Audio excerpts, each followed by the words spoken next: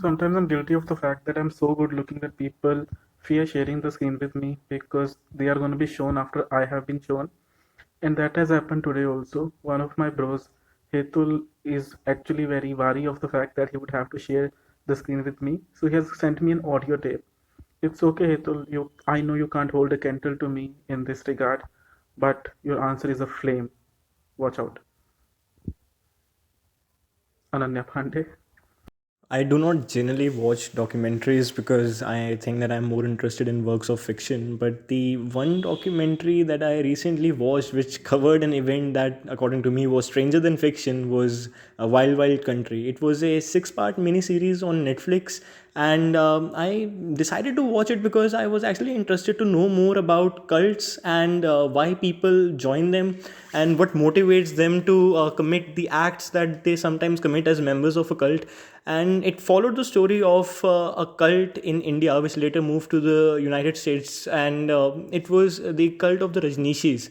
Its leader, the leader of the cult, was known as Osho, and what he decided to do was that he built a whole town in America called Rajneeshpuram, where he moved in with all of his followers and members who went to reside there from different countries and, in fact, from different continents.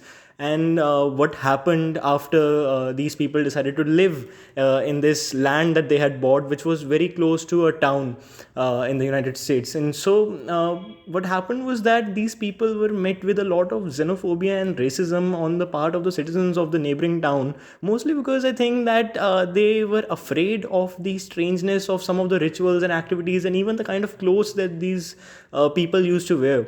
I think that the documentary really brilliantly explores this emotion that is common to all human beings, that we do not really know what we should do when we are met with something that is unknown to us. Our general first reaction is that of fear, and that is what is brilliantly explored in this documentary. Apart from that, the reason that I remember watching this documentary is that a lot of strange events happen throughout the series.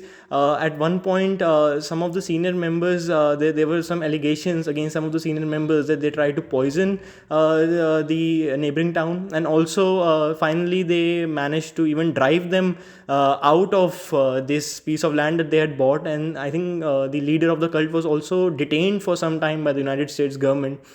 And so I think that there were events in this documentary which were truly bizarre, and I think that is why it really caught my attention and I remember watching it so vividly.